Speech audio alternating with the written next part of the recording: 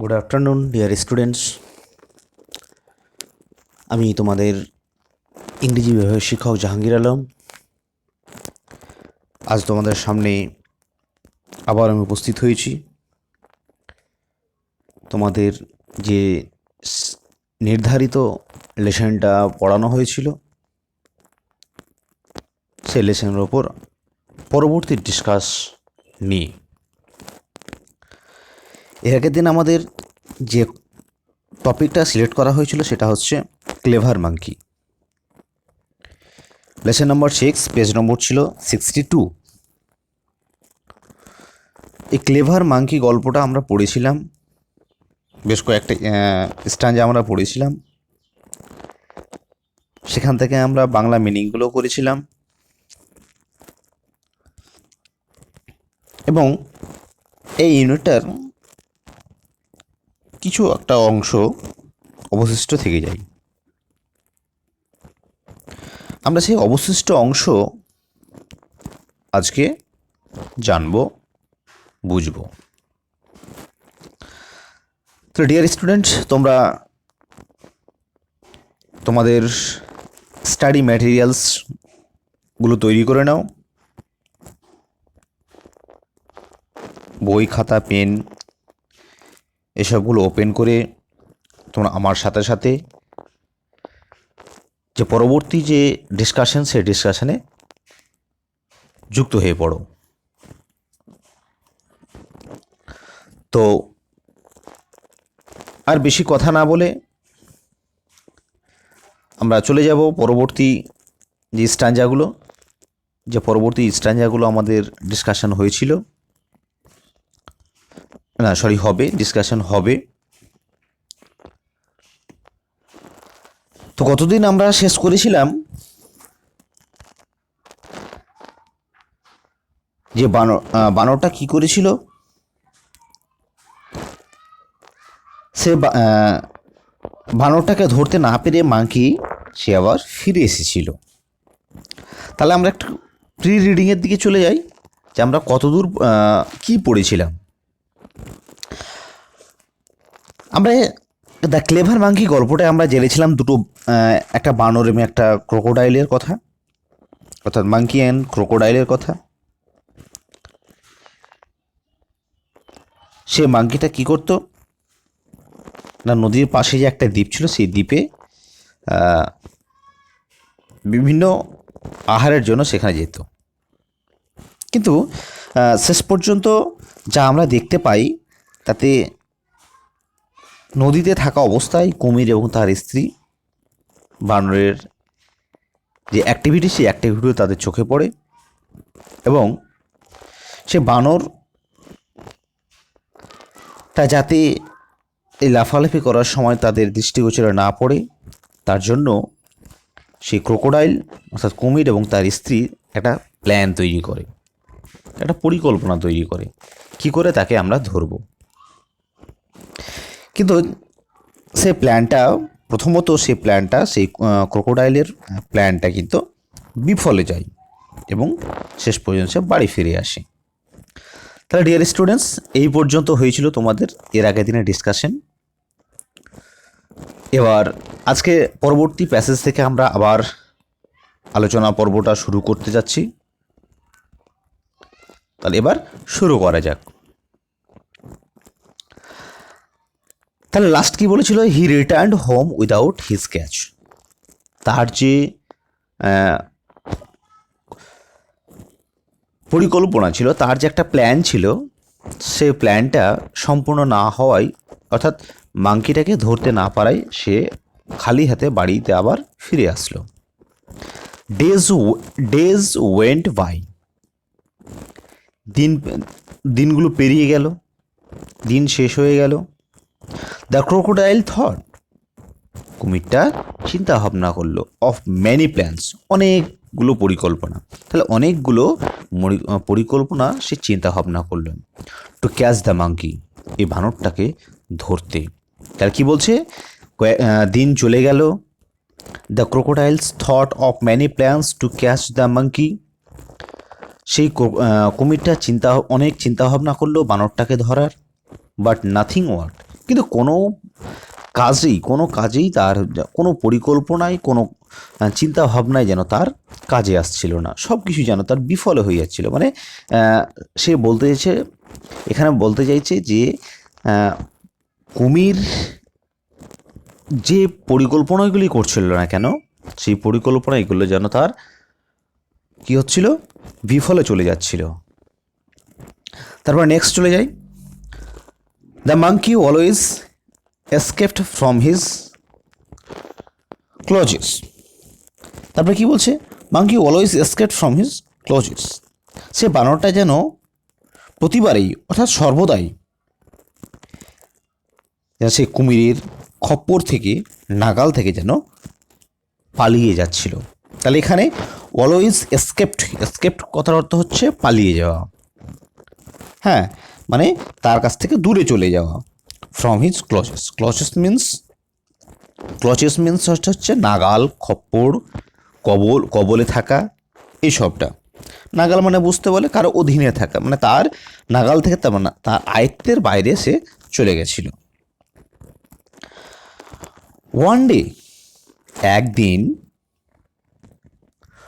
তাহলে কি বলছে, ওয়ান ডে একদিন, হিজ ওয়াইফ সেড, একদিন সে কুমিরের, হিজ বলতে কার, ক্রোকোডাইলের ওয়াইফ অর্থাৎ স্ত্রী বললেন, কি বললেন, ইউ হ্যাভ ফেড, দেখবে একটা অ্যাপোস্ট্রফি আছে যে ভিই, এটার ফুল ফর্ম হচ্ছে, শর্ট ফর্ম দেওয়া আছে, এটার ফুল ফর্ম হচ্ছে ইউ হ্যাভ,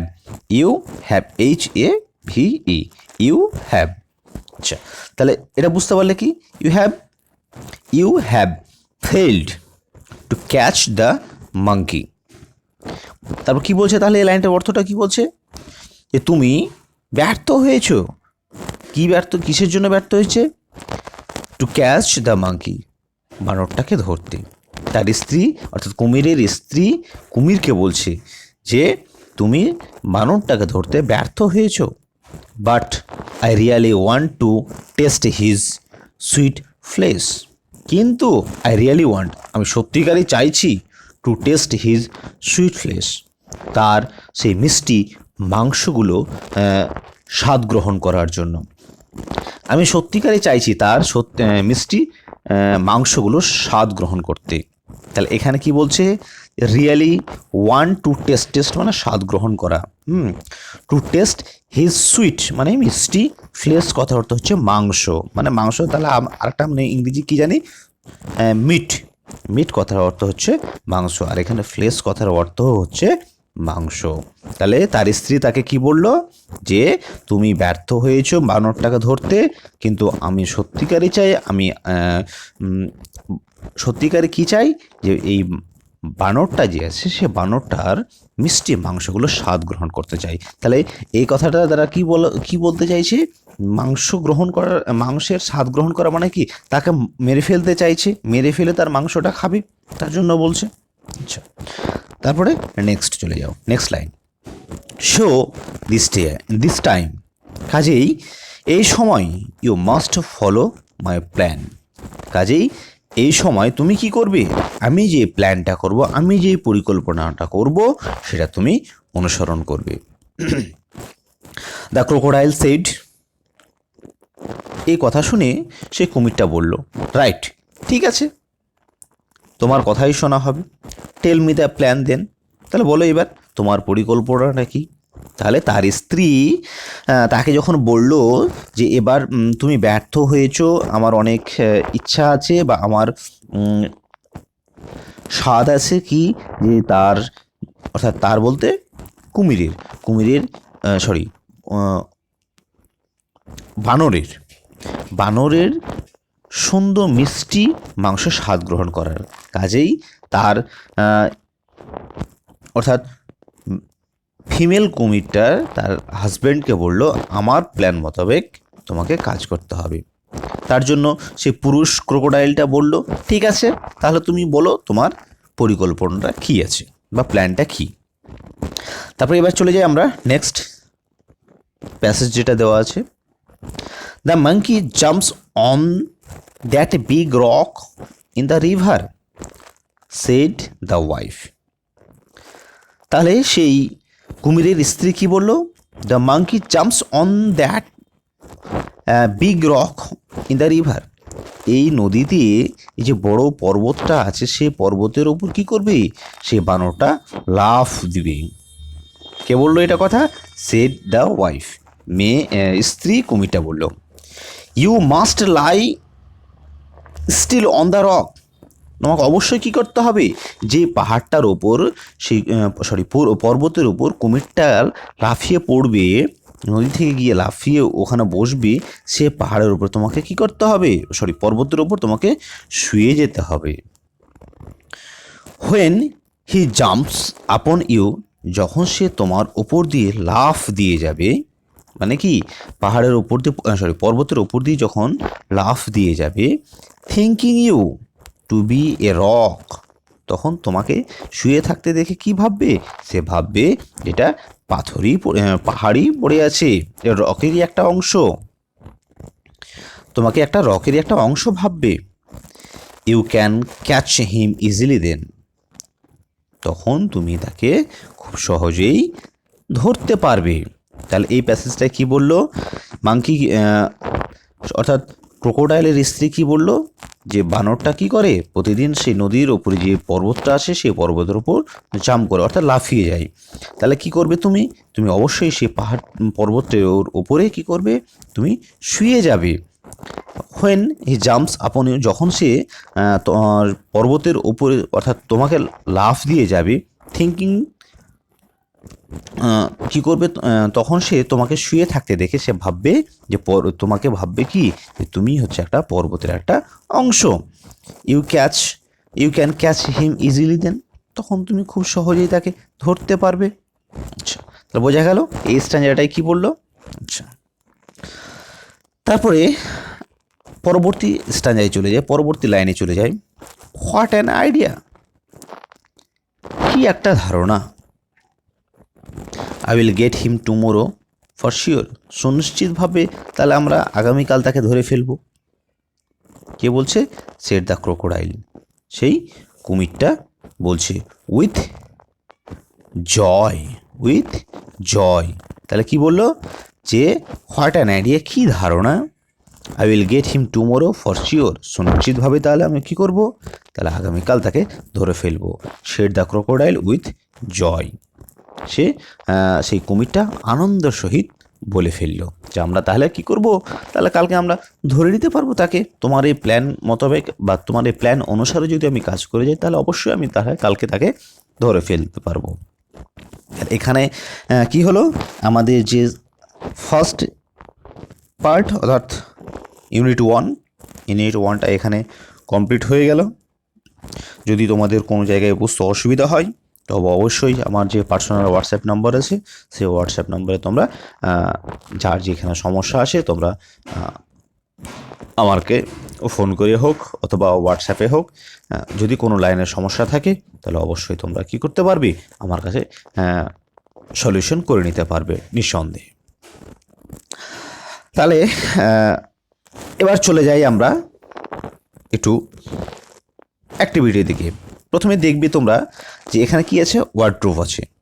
ওয়ার্ডপ্রুফ দেখবে ডেলিশিয়াস, তোমরা এই টেক্সটের মধ্যে এই কালারিং করানো আছে যে ওয়ার্ডগুলো, এই কালারিং করানো ওয়ার্ডগুলো তোমরা সেই টেক্সটের মধ্যে দেখতে পাবে। এই টেক্সটের মধ্যে ওয়ার্ডগুলো কঠিন ওয়ার্ডগুলো দেওয়া আছে, সেই ওয়ার্ডগুলোর মিনিংগুলো কী আছে, সিনোনিমসগুলো কী আছে তোমাদের ডান দিকে দেওয়া আছে। যেমন ডেলিশিয়াসের সিনোনিমস কী হবে? ভেরি টেস্টি, খুব সুস্বাদু। এরকম করে ইউনিক, এসকেপড, ফ্ল্যাশ, তারপরে ক্লথিস, এসব ওয়ার্ডগুলো তোমাদের মিনিংগুলো করতে হবে। তোমরা এইটিকে মুখস্থ করে ফেলবে। এই যে 5টা তোমাদের ওয়ার্ডপ্রুফ দেওয়া আছে, এই 5টা ওয়ার্ডপ্রুফকে তোমরা কি করবে? মুখস্থ করে ফেলবে। তার এইটি মুখস্থ হয়ে যাওয়ার পর তারপরে আমরা চলে আসি অ্যাক্টিভিটি 1-এর দিকে। তাহলে অ্যাক্টিভিটি 1-এ কী আছে দেখো? অ্যান্সার দ্য ফলোয়িং কোশ্চেন, নিচের প্রশ্নগুলোর উত্তর দাও। তাহলে এখানে দেখো 1 2 3 4 5 করে A B C D E A B C D ই করে তোমাদের অ্যাক্টিভিটি 1-এ 5টা কোশ্চেন দিয়েছে। তাহলে ডিয়ার স্টুডেন্ট, এটি কী করতে হবে, যে এরকমটা আমি আগে তোমাদের ক্লাসে করিয়েছিলাম। বিশেষত সেকশন সি ডি এদেরকেই করানো হয়েছিল, তো তোমরা একটু জেনে থাকবে, তবু আমি বলে দিই, সবার উদ্দেশ্যে বলে দিই। যে তোমরা কী করবে, অ্যাক্টিভিটি 1-এর এ বি সি ডি ই এই যে কোশ্চেনগুলো, সেই কোশ্চেনগুলো ফার্স্টলি কী করবে, তোমরা খাতায় কোশ্চেনগুলোকে লিখবে। যেমন এ নম্বর দিবে, অ্যাক্টিভিটি 1 ওপরে অ্যাক্টিভিটি 1 এইরকম লিখে দিবে, দিয়ে এ দিবি, এর যে কোশ্চেনটা লিখবে, where did the monkey live. এবার তাহলে অর্থটা বুঝতেই পারছো, বানর কোথায় বসবাস করতো। এবার কি করতে হবে, যে এই কোশ্চেনটার নিচে তোমাকে অ্যান্সারটা লিখে দিতে হবে। এ দিলে এ দিয়ে নিচে অ্যান্সারটা লিখে দিয়ে অ্যান্সারটা লিখে নিতে হবে। সাচ অ্যাজ এর আগে তোমরা যেরকম করে এসছো। এবার বি নম্বরের সেই রকম একই রকমভাবে কোশ্চেনটা লিখে নিলে, হয় was there no danger for the monkey on the river island, সেই নদীর সেই দ্বীপে সেই মাঙ্কির অর্থাৎ বানর কাছে কেন বিপজ্জনক ছিল না, কোনো বিপদ ছিল না।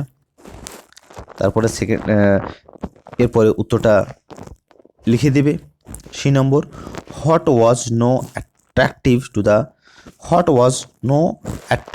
দ্য মাঙ্কি, মাঙ্কির কাছে কোনটা অ্যাট্রাকটিভ ছিল না। হোয়াট ওয়াজ সো অ্যাট্রাকটিভ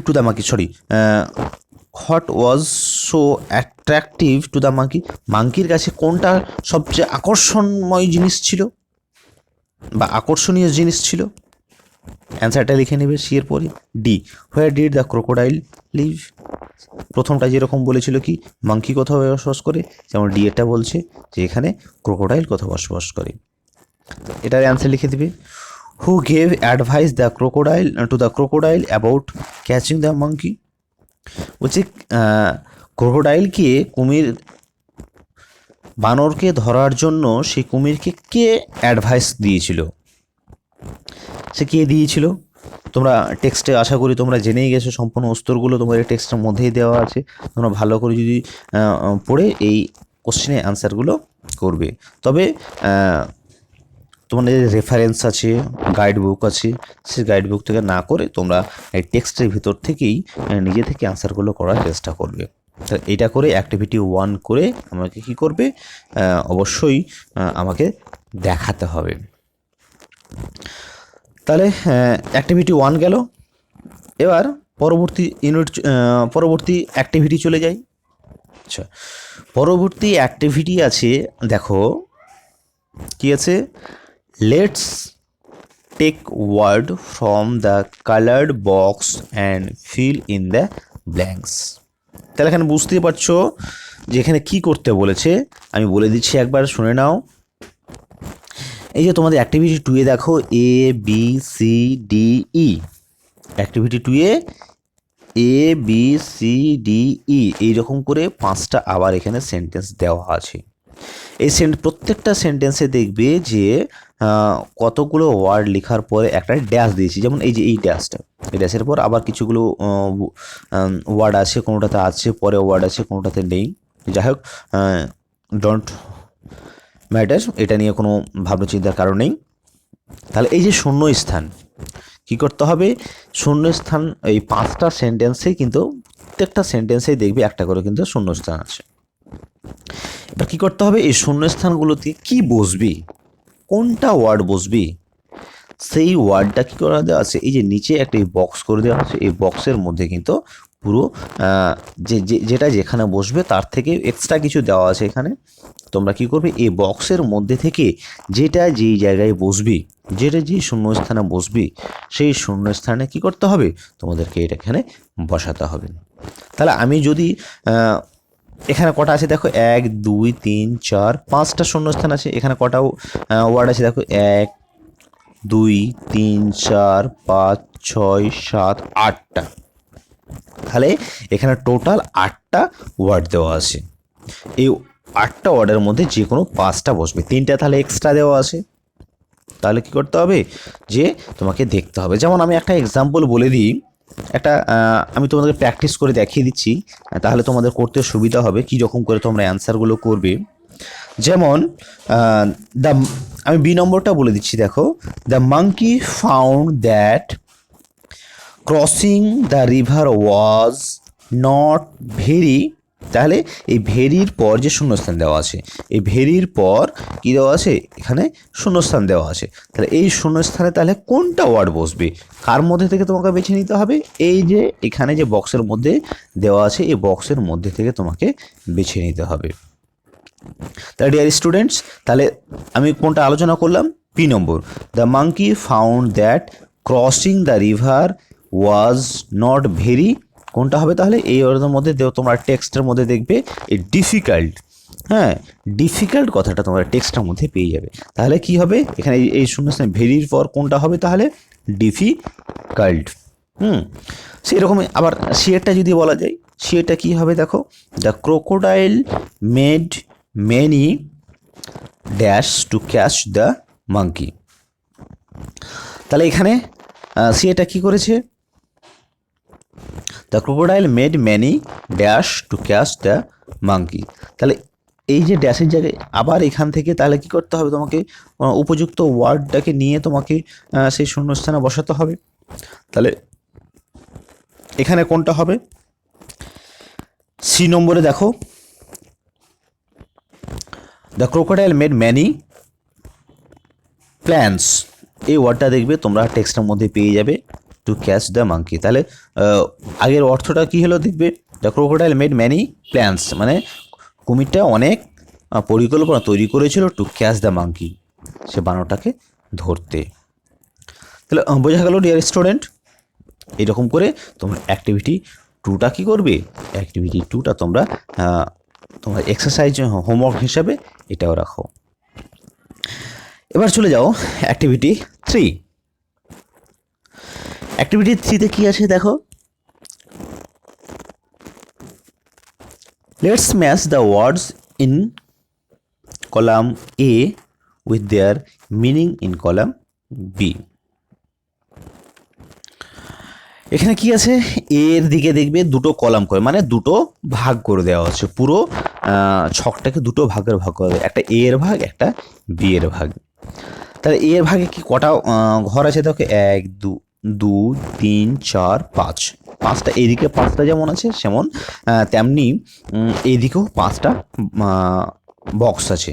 তাহলে কি করতে হবে, কি করতে অ্যাক্টিভিটি 3তে কি বলছে, যে এর সঙ্গে বি এর কী করতে হবে, ম্যাচ করতে হবে, মানে মিলাতে হবে। এইদিকের যে ওয়ার্ডগুলো আছে এই ওয়ার্ডগুলোর সঙ্গে এদিকের কোনটা ওয়ার্ড মিলছে সেই রকম তোমাকে মেলাতে হবে। যেমন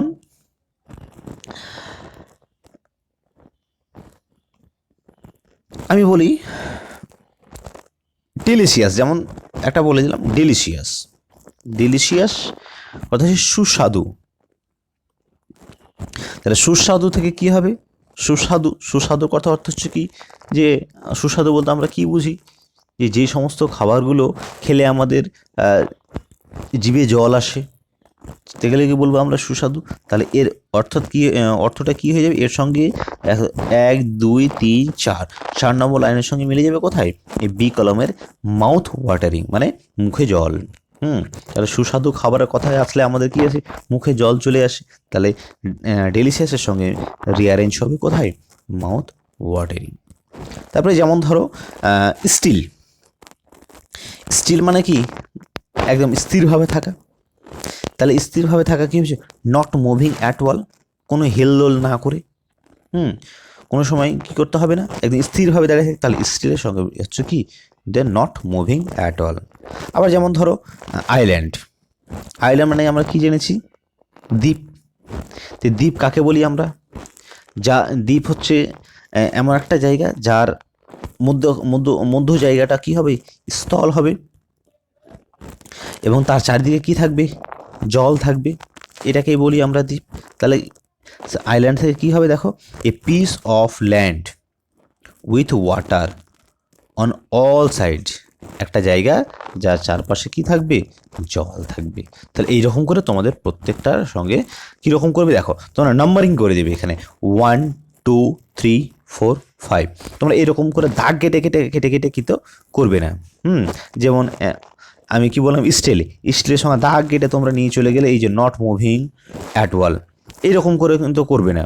তাহলে কী করবে দেখো, যে এ কলমটা লিখে নিলে, এ কলমটা লিখে নিয়ে যাওয়ার পর তোমরা কি করবে, যে এবার বি কলমে চলে যাবে। তাহলে প্রথমে অ্যাট্রাকটিভ 1 দিয়ে অ্যাট্রাকটিভ, 2 দিয়ে বা 2 দিয়ে ইউনিক, থার্ড হচ্ছে আইল্যান্ড, ফোর্থ হচ্ছে ডেলিশিয়াস, ফিফথ হচ্ছে স্টিল। এবার তাহলে তোমাদেরকে অ্যান্সারগুলো কী করে করতে হবে দেখো, যে অ্যাট্রাকটিভের উত্তর কোনটা হবে, যেমন চার্মিং। তাহলে অ্যাট্রাকটিভের পর এখান থেকে দাগ কেটে চার্মিং কাছে না নিয়ে এসে তোমাকে কী করতে হবে, অ্যাট্রাকটিভের সামনে কিন্তু তোমাকে চার্মিংটা লিখে দিতে হবে। যেমন আইল্যান্ডটা কোনটা হবে বলেছে, a piece of land with water on all side. তাহলে এখান থেকে দাগ কেটে এইখানে না নিয়ে এসে তোমাকে আইল্যান্ডের সামনাসামনি তোমাকে কী করতে হবে, এই এ পিস অফ ল্যান্ড কথাটা সেন্টেন্স যে আছে সেই সেন্টেন্সটা আইল্যান্ডের সামনাসামনি যে বক্সটা থাকবে তোমাদের, সেই বক্সের মধ্যে তোমাকে এটা লিখতে হবে। তো ডিয়ার স্টুডেন্ট, আশা করি তোমরা তোমাদের যে হোম টাস্কগুলো বুঝতে পারলে। তাহলে বলো তো, তাহলে তোমাদের হোম টাস্ক কী কী থাকলো আজকে? সিনটা তো পড়ানো হলো, ওয়ার্ড্রোবগুলো তোমরা মুখস্থ করবে, এবং যেটা এক্সারসাইজ থাকছে খাতায় আমাকে লিখে দেখাতে হবে। সেটা হচ্ছে কি, যে অ্যাক্টিভিটি 1 যেরকম করে আমি ইনস্ট্রাকশন দিলাম তোমাদের, বুঝিয়ে দিলাম কীরকম করে অ্যান্সারগুলো লিখতে হবে, সেরকম করে লিখবে অ্যাক্টিভিটি 1। তারপরে চলে যাও অ্যাক্টিভিটি 2।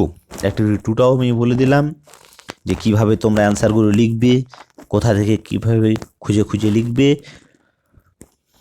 এবং অ্যাক্টিভিটি 3তে দেখবে যে তোমাদের বক্সগুলো আমি এক্ষুনি বলে দিলাম যে কীভাবে লিখতে হবে এই রকম করে। তাহলে অ্যাজ এ হোমওয়ার্ক বা হোম টাস্ক হিসাবে তোমাদের থাকছে অ্যাক্টিভিটি 1, অ্যাক্টিভিটি 2, অ্যাক্টিভিটি 3। আর ওইদিকে তোমাদের যে প্যাসেজটা আমি পড়ালাম, সেই প্যাসেজটাও তোমরা কী করবে, বাড়িতে আগে ভালো করে পড়ে নেবে। ভালো করে পড়ে নিয়ে যে প্রত্যেকটা ওয়ার্ড মিনিংগুলো তোমরা করে নেবে। তাহলে কি হবে, যে পরবর্তীতে যে ওয়ার্ডগুলো তোমরা এক্সারসাইজ করতে যাবে, পরবর্তী যে এক্সারসাইজগুলো করতে যাবে, সেই এক্সারসাইজ করতে গিয়ে তোমাদের প্রচণ্ড সুবিধা হবে। তাহলে ডিয়ার স্টুডেন্ট, আজকে আর বেশি যাচ্ছি না, কারণ এরপর দিন আমি তোমাদের আবার যে নেক্সট প্যাসেজগুলো আছে, সেই প্যাসেজগুলো আবার আমি তোমাদের স্টার্ট করাবো। আজকে তোমরা এইটি করো, ভালোভাবে করো। এরপরে তোমাদের নেক্সট দিন যে দিন আসে সম্ভবত শুক্রবার হবে। শুক্রবার তোমাদের আফটারনুন সেশন আছে। এই আফটারনুন সেশনেই তোমাদের আবার বাকি কিছু যেগুলো আছে সেগুলো আবার ডিসকাস করা হবে, আলোচনা করা হবে। ততক্ষণে তোমরা বাড়িতে থাকো, সুস্থ থাকো, সবল থাকো।